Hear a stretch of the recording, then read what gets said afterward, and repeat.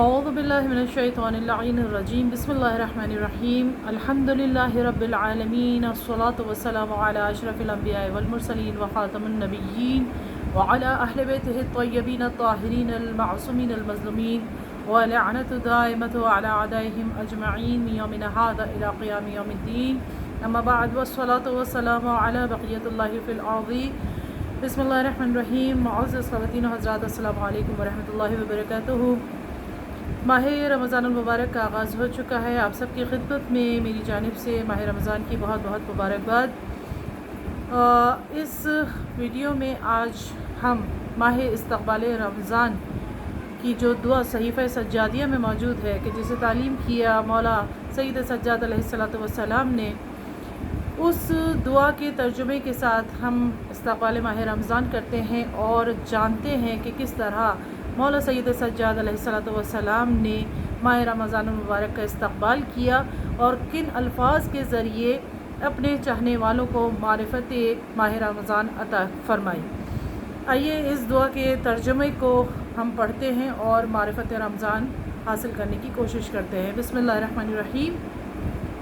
امام کے الفاظ ہیں کہ جن کا ترجمہ کیا گیا ہے اور آپ کے سامنے میں اردو ترجمہ پیش کر رہی ہوں. تمام تعریفیں اس اللہ کے لیے کہ جس نے اپنی حمد و سپاس کی طرف ہماری رہنمائی کی اور ہمیں حمد گزاروں میں سے قرار دیا تاکہ ہم اس کے احسانات پر شکر کرنے والوں میں محسوب ہوں اور ہمیں اس شکر کے بدلے میں نیکوکاروں کا اجر عطا فرمائے. اس اللہ کے لیے حمد و ستائش ہے کہ جس نے ہمیں اپنا دین عطا کیا اور اپنی ملت میں سے قرار دیا کہ امتیاز بخشا اور اپنے لطف و احسان کی راہوں پر چلایا تاکہ ہم اس کے فضل و کرم سے ان راستوں پر چل کے اس کی خوشنودی تک پہنچے. ایسی حمد کہ جسے وہ قبول فرمائے اور جس کی وجہ سے وہ ہم سے راضی ہو جائے. تمام تعریفیں اس اللہ کے لیے کہ جس نے اپنے لطف و احسان کے راستوں میں سے ایک راستہ اپنے مہینے کو قرار دیا، یعنی رمضان کا مہینہ، صیام کا مہینہ، اسلام کا مہینہ، پاکیزگی کا مہینہ، تصفیہ و تطہیر کا مہینہ، عبادات اور قیام کا مہینہ، وہ مہینہ کہ جس میں قرآن نازل ہوا جو لوگوں کے لیے رہنما ہے، ہدایت اور حق و باطل کے امتیاز کی روشن صداقتیں رکھتا ہے. چنانچہ تمام مہینوں پر اس مہینے کو فضیلت و برتری عطا فرمائی اور اس کی فضیلت و برتری کو آشکار کیا. ان فراواں عزتوں اور نمایاں فضیلتوں کی وجہ سے کہ جو اس مہینے کے لیے پروردگار نے قرار دی اور اس کی عظمت کے اظہار کے لیے جو چیزیں دوسرے مہینوں میں جائز تھی وہ اس مہینے میں حرام قرار دی اور اس کے احترام کے پیش نظر کھانے پینے کی چیزوں سے منع کر دیا اور ایک واضح زمانے کے لیے معین کر دیا. خدائے بزرگ و برتر یہ اجازت نہیں دیتا کہ اس کے معینہ وقت سے اسے آگے بڑھا دیا جائے اور نہ یہ قبول کرتا ہے کہ اسے مؤخر کر دیا جائے. پھر یہ امام فرماتے ہیں کہ پھر یہ کہ اس کی راتوں میں سے ایک رات کو 1000 مہینوں کی راتوں پر فضیلت دی اور اس کا نام شب قدر رکھا. اس رات میں فرشتے اور روح القدس ہر اس امر کے ساتھ کہ جو اس کا قطعی فیصلہ ہوتا ہے اس کے بندوں میں سے جس پر وہ چاہتا ہے، یعنی صاحب الامر جس پر وہ چاہتا ہے نازل ہوتے ہیں. وہ رات سراسر سلامتی کی رات ہے کہ جس کی برکت طلوع فجر تک دائم و برقرار ہے. اے اللہ، محمد صلی اللہ علیہ وآلہ وسلم اور ان کی آل اطہار علیہ السلام پر رحمت نازل فرما اور ہمیں ہدایت فرما کہ ہم اس مہینے کے فضل و شرف کو پہچانیں، اس کی عزت و حرمت کو بلند جانیں اور اس میں ان چیزوں سے جن سے تو نے منع فرمایا ہے ہم اجتناب کریں اور اس کے روزے رکھنے میں ہمارے اعضاء کو نافرمانیوں سے روکنے اور ان کاموں میں مصروف رکھنے سے جو تیری خوشنودی کا باعث ہوں ہماری اعانت فرما، ہماری مدد فرما تاکہ نہ ہم بیہودہ باتوں کی طرف کان لگائیں، نہ فضول چیزوں کی طرف بے محابہ نگاہیں اٹھائیں، نہ حرام کی طرف ہاتھ بڑھائیں اور نہ امر ممنوع کی طرف پیش قدمی کریں. نہ تیری حلال کی ہوئی چیزوں کے علاوہ کسی چیز کو ہمارے شکم قبول کریں اور نہ تیری بیان کی ہوئی باتوں کے سوا ہماری زبانیں گویا ہوں، صرف ان چیزوں کے بجا لانے کا بار اٹھائیں کہ جو تیرے ثواب سے قریب ہیں، اور صرف ان کاموں کو انجام دیں جو تیرے عذاب سے ہمیں بچا لے جائیں۔ پھر ان تمام اعمال کو، یعنی وہ تمام اعمال کے جن کا ابھی ذکر کیا، امام فرماتے ہیں اور پھر ان تمام اعمال کو ریاکاروں کی ریاکاری اور شہرت پسندوں کی شہرت پسندی سے پاک کر دے۔ یعنی یہ تمام اعمال صالح جو ہم بجا لائیں، یہ تمام گناہوں سے رکنا اپنے آپ کو، تمام گناہوں سے، حرام باتوں سے، حرام غذا سے اپنے آپ کو روکے رکھنا، یہ تمام کام جو ہم انجام دیں، یہ عبادت الہی، تلاوت قرآن، یہ تمام اعمال جو انجام دیے، یہ تمام کے تمام اعمال پروردگار سے دعا کر رہے ہیں امام کہ یہ ریاکاری سے پاک ہوں۔ اور اس طرح امام فرماتے ہیں اس طرح کہ تیرے علاوہ کسی کو ان میں شریک نہ کریں، اس لیے کہ جب بندہ ریاکاری کرتا ہے تو در حقیقت وہ اس عمل میں خدا کے سوا کسی اور کو شریک کر رہا ہوتا ہے۔ یعنی وہ عمل جب انسان کسی دوسرے انسان کو دکھانے کے لیے کرتا ہے، گویا وہ اس عمل میں خدا کے سوا کسی کو شریک کر لیتا ہے۔ تو امام اس بات سے خدا کی پناہ چاہتے ہیں کہ ہم اپنے تمام اعمال جو ہم ماہ رمضان میں انجام دیں، ان میں ہم خدا کے سوا کسی کو شریک نہ کریں اور تیرے سوا کسی سے کوئی مطلب نہ رکھیں۔ پھر امام فرماتے ہیں کہ اے اللہ، محمد صلی اللہ علیہ وآلہ وسلم اور ان کی آل علیہ السلام پر رحمت نازل فرما اور ہمیں اس مہینے میں نماز ہائے پنجگانہ کے اوقات سے ان حدود کے ساتھ جو تو نے معین کیے ہیں اور ان واجبات کے ساتھ جو تو نے عائد کیے ہیں اور ان آداب کے ساتھ کہ جو تو نے قرار دیے ہیں اور ان لمحات کے ساتھ جو تو نے مقرر کیے ہیں آگاہ فرما، اور ہمیں ان نمازوں میں ان لوگوں کے مرتبے پر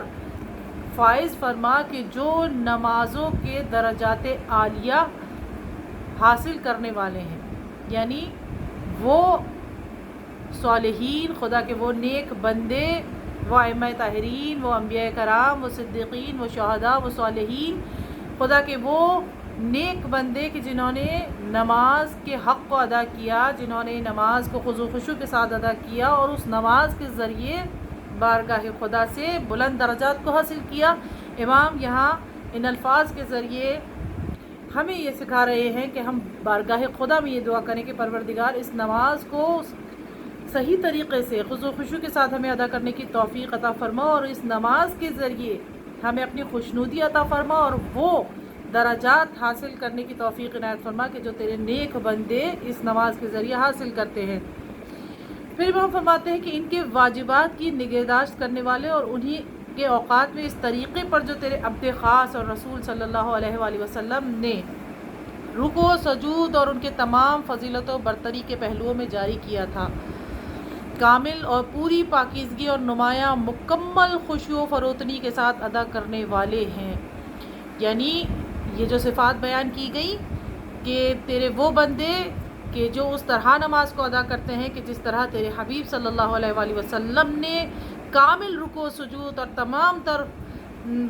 برتری اور فضیلت کے پہلوؤں کو شامل کرتے ہوئے کامل پاکیزگی کے ساتھ اور مکمل خشوع و خضوع کے ساتھ ادا کیا، جو تیرے حبیب کی پیروی کرتے ہوئے اس انداز کی نماز پڑھنے والے ہیں، تو ہمیں بھی توفیق عنایت فرما کہ ہم بھی اس انداز سے نماز کو بجا لائیں اس ماہ مبارک رمضان میں۔ اور پھر امام فرماتے ہیں کہ اور ہمیں اس مہینے میں توفیق دے کہ نیکی و احسان کے ذریعے عزیزوں کے ساتھ صلہ رحمی اور انعام و بخشش سے ہمسایوں کی خبر گیری کریں اور اپنے اموال کو مظلوموں سے پاک و صاف کریں اور زکوٰۃ دے کر انہیں پاکیزہ و طیب بنا لیں، اور یہ کہ جو ہم سے علیحدگی اختیار کرے اس کی طرف دست مصالحت بڑھا لیں، اور جو ہم پر ظلم کرے اس سے انصاف برتیں، اور جو ہم سے دشمنی کرے اس سے صلح و صفائی کریں، سوائے اس کے کہ جس سے تیرے لیے اور تیری خاطر دشمنی کی گئی ہو، کیونکہ وہ ایسا دشمن ہے کہ جسے ہم دوست نہیں رکھ سکتے، اور ایسے گروہ کا یا ایسے فرد کا کہ جس سے ہم صاف نہیں ہو سکتے۔ اور ہمیں اس مہینے میں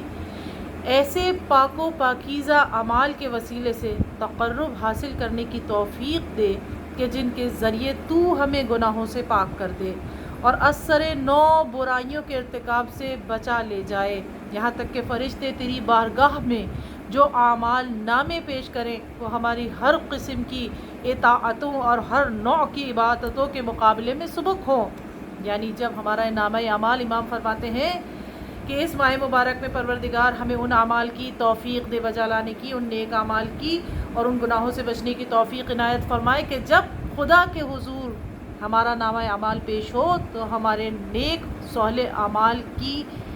جو تعداد ہے، جو مقدار ہے، وہ ہمارے گناہوں کے مقابلے میں بہت زیادہ ہو، یعنی ان کے مقابلے میں ہمارے گناہ بہت کم باقی ہوں۔ اے اللہ، امام فرماتے ہیں، اے اللہ میں تجھ سے اس مہینے کے حق و حرمت اور نیز ان لوگوں کا واسطہ دے کر سوال کرتا ہوں کہ جنہوں نے اس مہینے میں شروع سے لے کر اس کے ختم ہونے تک تیری عبادت کی ہو، وہ مقرب، چاہے وہ مقرب بارگاہ فرشتہ ہو یا نبی یا مرسل یا کوئی مرد صالح اور برگزیدہ، کہ تو محمد صلی اللہ علیہ وآلہ وسلم اور ان کی آل علیہ السلام پر رحمت نازل فرمائے، اور جس عزت و کرامت کا تو نے اپنے دوستوں سے وعدہ کیا ہے اس کا ہمیں بھی اہل بنا، اور جو انتہائی اطاعت کرنے والوں کے لیے تو نے اجر مقرر کیا ہے ہمیں بھی وہ اجر ہمارے لیے بھی مقرر فرما، اور ہمیں اپنی رحمت سے ان لوگوں میں شامل کر کے جنہوں نے بلند ترین مرتبے کا استحقاق پیدا کیا۔ اے اللہ، محمد صلی اللہ علیہ وآلہ وسلم اور ان کی آل علیہ السلام پر رحمت نازل فرما، اور ہمیں اس چیز سے بچائے رکھ کہ ہم توحید میں کج اندیشی، تیری تمجید و بزرگی میں کوتاہی، تیرے دین میں شک، تیرے راستے سے بے روی اور تیری حرمت سے لاپرواہی کریں، اور تیرے دشمن شیطان مردود سے فریب خوردگی کا شکار ہوں۔ اے اللہ، محمد صلی اللہ علیہ وآلہ وسلم اور ان کی آل علیہ السلام پر رحمت نازل فرما، اور جب کہ اس مہینے کی راتوں میں ہر رات میں تیرے کچھ بندے ایسے ہوتے ہیں کہ جنہیں تیرا عفو و کرم آزاد کرتا ہے یا تیری بخشش و درگزر انہیں بخش دیتی ہے، تو ہمیں بھی انہی بندوں میں داخل فرما اور اس مہینے کے بہترین اہل و اصحاب میں سے قرار دے۔ اے اللہ، محمد صلی اللہ علیہ وآلہ وسلم اور ان کی آل پر رحمت نازل فرما، اور اس چاند کے گھٹنے کے ساتھ ہمارے گناہوں کو بھی محو کر دے، اور جب اس کے دن ختم ہونے پر آئیں تو ہمارے گناہوں کا وبال ہم سے دور ہو چکا ہو، تاکہ یہ مہینہ اس طرح تمام ہو کہ تو ہمیں خطاؤں سے پاک اور گناہوں سے بری کر چکا ہو۔ اے اللہ، محمد صلی اللہ علیہ وآلہ وسلم اور ان کی آل پر رحمت نازل فرما، اور اس مہینے میں اگر ہم حق سے منہ موڑیں تو ہمیں سیدھے راستے پر لگا دے، اور کجروی اختیار کریں تو ہماری اصلاح و درستگی فرما دے، اور اگر تیرا دشمن شیطان ہمیں ہمارے گرد احاطہ کرے تو اس کے پنجے سے ہمیں چھڑا لے۔ بار الہ، اس مہینے کا دامن ہماری عبادتوں سے جو تیرے لیے بجا لائی گئی ہوں بھر دے، اور اس کے لمحات کو ہماری اطاعتوں سے سجا دے، اور اس کے دنوں میں روزے رکھنے اور اس کی راتوں میں نمازیں پڑھنے، تیرے حضور گڑ گڑانے، تیرے سامنے عز و الحاق کرنے اور تیرے روبرو ذلت و خواری کا مظاہرہ کرنے، اور ان سب میں ہماری مدد فرما، تاکہ اس دن کے خلاف، اس دن ہمارے خلاف غفلت کی اور اس کے دن ہمارے خلاف غفلت کی اور اس کی راتیں کوتاہی و تقصیر کی گواہی نہ دیں۔ ایسا نہ ہو کہ یہ ماہ رمضان دیگر مہینوں کی طرح گزر جائے، ایسا نہ ہو کہ اس کے دن دیگر مہینوں کے دنوں کی طرح گزاریں اور اس کی راتیں دیگر مہینوں کی راتوں کی طرح گزاریں۔ نہیں، یہ وہ مہینہ ہے کہ جس کے دنوں میں روزے رکھنے ہیں اور جس کی راتوں میں نمازیں پڑھ کے خدا کے حضور گڑ گڑانا ہے، اس کے حضور اپنے گناہوں کا، اپنی عز و انکساری کا احساس کرنا ہے، اپنی ذلت و خواری کا اقرار کرنا ہے، اپنی احتیاج اس کی بارگاہ میں پیش کرنی ہے۔ تو اس مہینے میں ایسا نہ ہو کہ ہم غفلت میں اس مہینے کو گزاریں، اس کے دن اور اس کی راتیں غفلت میں گزر جائے۔ لہٰذا امام بتا رہے ہیں کہ دعا یہ کرو کہ پروردگار اس مہینے میں مجھے دنوں میں روزے رکھنے کی اور رات کو نمازیں پڑھنے کی اور تیرے حضور گڑ گڑانے کی توفیق عطا ہو جائے، تاکہ ایسا نہ ہو کہ جب یہ مہینہ ختم ہو تو اس کے دن ہمارے خلاف غفلت کی گواہی دے اور اس کی راتیں ہماری تقصیر کی گواہی دے۔ پھر امام فرماتے ہیں کہ اے اللہ تمام مہینوں اور دنوں میں جب تک تو ہمیں زندہ رکھ ایسا ہی قرار دے، یعنی کوئی دن اور کوئی رات ہماری غفلت میں نہ گزرے، یاد خدا سے ہم ایک لحظہ بھی غافل نہ ہوں۔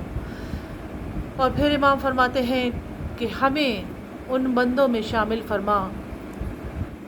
کہ جو فردوس بری کی زندگی کے ہمیشہ ہمیشہ کے لیے وارث ہوں گے، اور وہ کہ جو کچھ وہ خدا کی راہ میں دے سکتے تھے دیتے ہیں، پھر بھی ان کے دلوں میں یہ کھٹکا لگا رہتا ہے کہ انہیں اپنے پروردگار کی طرف پلٹ کر جانا ہے،